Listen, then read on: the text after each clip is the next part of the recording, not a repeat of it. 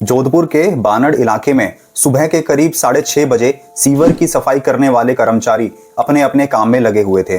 वह रोजाना की तरह बदबू और गंदगी से लड़ते हुए अपने अपने काम में जुटे हुए थे, लेकिन उस सुबह कुछ अलग होने वाला था। एक कर्मचारी नाले की सफाई करते टाइम जब उसने फावड़े को अंदर नाले में मारा तो उसको एक अजीब सी चीज महसूस हुई।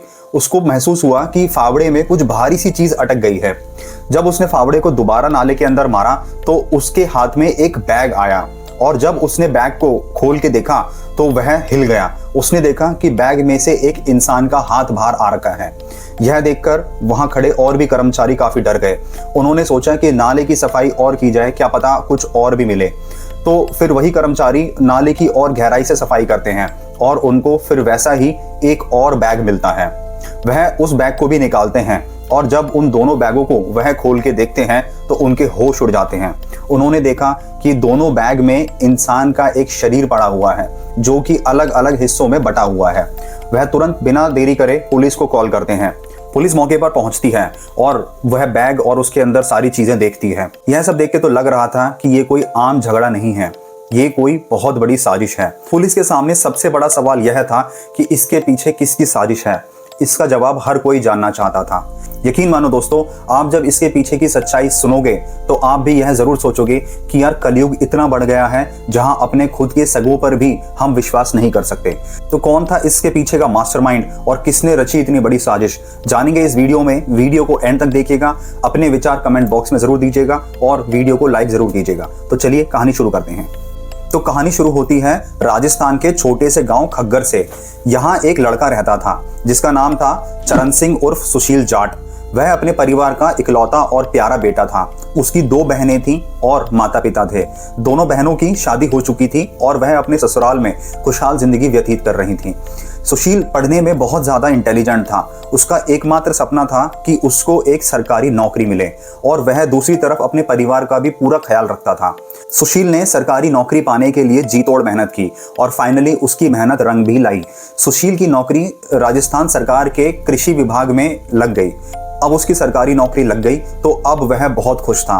वह क्या, उसके परिवार, उसके माता पिता भी बहुत ज्यादा खुश थे। उसके लिए उसकी जिंदगी की ये सबसे बड़ी जीत थी। अब क्योंकि सब कुछ घर में हो गया था, 2 बहनों की शादी भी हो चुकी थी, सुशील की सरकारी नौकरी भी लग चुकी थी। अब सुशील के माँ बाप ने सोचा कि क्यों ना लड़के की शादी कर दी जाए। सुशील के माता पिता सुशील के लिए एक अच्छा रिश्ता ढूंढते हैं। तो रिश्तेदारों के थ्रू सुशील के लिए एक रिश्ता आता है जिसमें लड़की का नाम था सीमा। वह राजस्थान के छोटे से गांव गोगुंदा से थी। उसके 6 बहन थी और 1 भाई था और माता पिता थे। वह सबसे छोटी थी, वह सारी बहनों में सबसे छोटी थी और घर में सबकी लाडली भी थी। उसके पिता गांव के एक ईंट के भट्टे पे काम किया करते थे। पूरा परिवार एक सादगी की जिंदगी जी रहा था। सीमा की 2 बहनें भी थीं, बबीता और प्रियंका। वह दोनों शादीशुदा थीं पर अपने ससुराल को छोड़कर अपने मायके में ही रह रही थीं। खैर, अब सीमा के माता पिता को सुशील काफी पसंद आता है। वह सोचते हैं कि लड़का अच्छा है, संस्कारी है और ऊपर से सरकारी नौकरी भी है, तो सीमा के लिए बहुत अच्छा मैच है। वहीं सुशील के माता पिता भी सोचते हैं कि लड़की बहुत संस्कारी है, घर पे रहती है, सबका ख्याल रखती है, तो इससे अच्छी लड़की हमें नहीं मिल सकती। तो अब सुशील और सीमा दोनों के माता पिता को सुशील और सीमा पसंद आ जाते हैं और वह शादी के लिए हाँ कर देते हैं। सुशील और सीमा की धूमधाम से शादी होती है। अब जब शादी हुई तो सब कुछ अच्छा चल रहा था, लेकिन सीमा ने शादी के बाद ससुराल जाने से इनकार कर दिया। सीमा ने कहा कि जब तक मेरा गौना नहीं होता मैं ससुराल नहीं जाऊंगी। तो गाइस, जिनको गौना नहीं पता मैं बता दूं, गौना होता है जब शादी हो जाती है तो लड़की अपने मायके में कुछ समय तक रहती है और रीति रिवाजों के साथ फिर उसे ससुराल भेज दिया जाता है। तो सीमा ने बोला कि मैं गौने के बाद ही अब ससुराल जाऊंगी। तो अब समय धीरे धीरे बीतता गया। 2013 में सीमा और सुशील की शादी हुई थी। अब सुशील जब भी सीमा को लेने के लिए जाता तो सीमा हमेशा उसको मना कर देती। सीमा कहती कि आज मेरी तबीयत खराब है, आज मुझे पापा के साथ कुछ काम है। कभी कहती कि मैं अभी ससुराल जाने के लिए तैयार नहीं हूँ। अब गौना एक बहाना बन चुका था और सीमा अब डिले कर रही थी। अब वह ससुराल जाने के लिए बिल्कुल भी तैयार नहीं थी। वहीं दूसरी तरफ सीमा की दोनों बहनें बबीता और प्रियंका, वो दोनों अलग ही विचार रखती थीं। उनका मानना था कि शादी एक बंधन है और शादी कभी नहीं करनी चाहिए। इससे बेटर है कि आप अकेले अपनी जिंदगी आज़ादी से जियो। और इसीलिए वह अपने पति को छोड़कर अपने मायके में आज़ादी से जिंदगी जी रही थी। अब यही बात सीमा के मन में भी बैठ गई थी। वह अपनी बहनों की बातों को सीरियसली ले रही थी। तो अब साल 2013 में उनकी शादी हुई और गौने के नाम पर समय आ गया 2020। लगभग 7 साल से ज्यादा हो चुके थे। सीमा अभी तक अपने मायके में ही थी, वह ससुराल नहीं आई थी। और अब सुशील और उसके माता पिता भी बहुत ज्यादा चिंतित हो जाते हैं, क्योंकि 7 साल से ज्यादा हो गए हैं। आसपास के लोग भी पूछ रहे थे कि बहू क्यों नहीं आई। तो अब सुशील भी बहुत टेंशन में आ जाता है और सुशील के माता पिता भी बहुत टेंशन में आ जाते हैं कि आखिर ऐसी क्या वजह है कि बहू हमारे घर पे नहीं आ रही, बहू वापस ससुराल नहीं आ रही। सुशील ने सीमा को वापस लाने की बहुत कोशिश की। सुशील जब भी अपने ससुराल जाता सीमा को लेने के लिए, वह हमेशा निराश होकर खाली हाथ वापस लौटता। सुशील ने बहुत बार सीमा को प्यार से समझाने की कोशिश भी की कि चलो अब बहुत टाइम हो गया और अब हमें अपनी जिंदगी साथ में बितानी चाहिए और अपनी जिंदगी की एक नई शुरुआत करनी चाहिए। लेकिन सीमा कुछ ना कुछ बहाना बोल के वह टाल देती और ससुराल आने के लिए इनकार कर देती। तो अब जब बहुत ज्यादा समय बीत गया, 2020 भी आ गया। फिर 10 अगस्त 2020 सुशील फिर अपनी पत्नी से मिलने के लिए जाता है। लेकिन इस बार उसकी पत्नी सीमा के इरादे कुछ और ही थे, जो किसी को भी नहीं पता था। अब आता है वह 11 अगस्त 2020 की सुबह, जिसका जिक्र हमने कहानी के शुरू में किया था, जब सीवर की सफाई करते टाइम उस कर्मचारी को वह बैग मिला था। तो जब पुलिस आई तो पुलिस ने उस बैग के ऊपर जो प्रिंट हो रखा था उस प्रिंट को देखा। वह किसी टेक्सटाइल की दुकान का प्रिंट था। पुलिस तुरंत उस टेक्सटाइल की दुकान पर जाती है और उस बैग के बारे में पूछती है। टेक्सटाइल का जो मालिक था वह वो बताता है कि कुछ समय पहले एक महिला आई थी और यहाँ से काफी सारे कपड़े खरीद कर गई है। पुलिस अब तुरंत पुलिस स्टेशन जाती है और इलाके में हुए गुमशुदा लोगों की रिपोर्ट निकालती है। पुलिस ने देखा कि एक रिपोर्ट दर्ज हो रखी है जिसका नाम है चरण सिंह उर्फ सुशील जाट।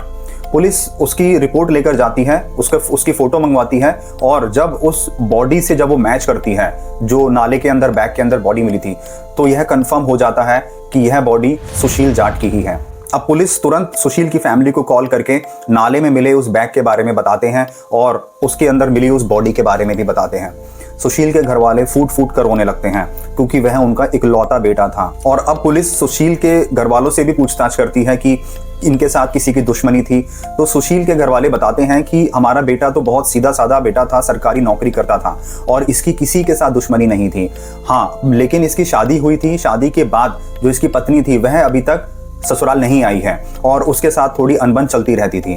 तो अब पुलिस आसपास के लगे सीसीटीवी कैमरा भी खंगालना शुरू करती है। पुलिस ने देखा कि उस बैग को जो नाले में मिला था, उस बैग को एक महिला ने अपने हाथों में उठाया हुआ है और उस महिला के साथ 2 महिलाएं और भी चल रही हैं। हालांकि सीसीटीवी कैमरा में उन महिलाओं के चेहरे साफ नहीं दिख रहे थे। तो अब पुलिस ने सुशील की कॉल डिटेल रिकॉर्ड भी खंगाली। पुलिस ने देखा कि लास्ट सुशील की किससे बात हुई है। तो पुलिस को पता चला कि सुशील की लास्ट जो बातचीत हुई है वह अपनी पत्नी सीमा से हुई है। अब पुलिस का सीधा शक सीमा पे जाता है। पुलिस सीमा को उठा लेती है और उससे पूछताछ करती है। सीमा शुरू में तो इधर उधर की बात करती है, कुछ सही जवाब नहीं देती। फिर बाद में जब पुलिस अपने तरीके से बातचीत करना शुरू करती है, पूछताछ करना शुरू करती है, तो सीमा फिर सच्चाई बताना शुरू करती है। सीमा ने एक ऐसी सच्चाई बताई जिसे सुनकर सबके रोंगटे खड़े हो गए। सीमा ने बताया कि इस घटना को अंजाम मैंने और मेरी बहनों ने दिया है। पुलिस ने उसकी दोनों बहनें प्रियंका और बबीता को भी उठा लिया और फिर बाद में एक ऐसा सच सामने आया जिसे सुनकर सब हिल गए। पुलिस को पता चला कि प्रियंका और बबीता ये दोनों बहनें समलैंगिक हैं। इनका पुरुष में कोई इंटरेस्ट नहीं है, इनका सिर्फ महिलाओं में ही इंटरेस्ट है और यह अपनी भाभी बहनों और सहेलियों के साथ आपसी संबंध बनाती हैं। और इसी वजह से ये दोनों बबीता और प्रियंका अपने पति को छोड़कर अपने मायके में रह रही हैं। सीमा ने यह भी बताया कि मेरा पति सुशील मुझे वापस ससुराल जाने के लिए बहुत ज्यादा प्रेशर डालता था, लेकिन मैं वापस ससुराल नहीं जाना चाहती थी। मैं यहीं पर अपनी बहनों के साथ बहुत खुश थी, क्योंकि मेरा भी पुरुषों में कोई इंटरेस्ट नहीं है और मैं अपनी बहनों के साथ ही एक आजाद जिंदगी जीना चाहती थी। और सुशील मुझ पर प्रेशर बना रहा था, तो मैंने अपनी बहनों के साथ एक प्लानिंग की। उस प्लानिंग के अकॉर्डिंग हमने सुशील को बाहर मिलने के लिए बुलाया और हम साथ में बॉटल्स भी लेकर आए थे। सुशील को हमने ड्रिंक्स में नींद की गोली डाल के दी। सुशील को जब ज्यादा नशा हो गया और वह नींद में चला गया, तो फिर उन लोगों ने, सीमा ने और उसकी बहनों ने सुशील को एनेस्थीसिया का इंजेक्शन भी दिया। एनेस्थीसिया का इंजेक्शन देने के बाद सुशील जब बेहोश हो गया, सीमा और उसकी बहनों ने एक भारी चीज से सुशील के ऊपर वार किया, जिसके बाद सुशील का दम टूट गया। और फिर तीनों बहनों ने सुशील को उस ग्राइंडर और उस कटर से अलग अलग डिवाइड कर दिया और अलग अलग डिवाइड करने के बाद उसके सारे पार्ट्स को बैग में भरा और उस बैग को ले जाकर नाले में फेंक दिया। दोस्तों यह बात सबके लिए बहुत भयावह और खौफनाक थी कि आखिर एक पत्नी अपने पति के साथ ऐसा कैसे कर सकती है। अगर उसका इंटरेस्ट सिर्फ महिला में ही था, पुरुष में उसका इंटरेस्ट था ही नहीं, तो उसने शादी क्यों की? वह कुछ रीजन बताकर शादी नहीं करती जिससे कि सुशील जीवित रहता। दोस्तों इन कहानियों से हमारा मकसद किसी को डराना या परेशान करना नहीं है। हमारा मकसद है कि हमारे समाज में घट रही सारी घटनाओं को आपके सामने लाया जाए, जिससे कि आप भी सतर्क रहें और अपने परिवार को भी सतर्क रखें। इस वीडियो को ज़्यादा से ज़्यादा अपने फ्रेंड्स, फैमिली और अपने परिवारजनों को शेयर करें, जिससे कि वो भी अलर्ट रह सकें, वो भी सतर्क रह सकें। तो ऐसे ही ट्रू क्राइम स्टोरीज देखने के लिए वीडियो लाइक करके चैनल सब्सक्राइब कर दें, बेल आइकन प्रेस कर दें, जिससे नेक्स्ट वीडियो आपसे मिस ना हो।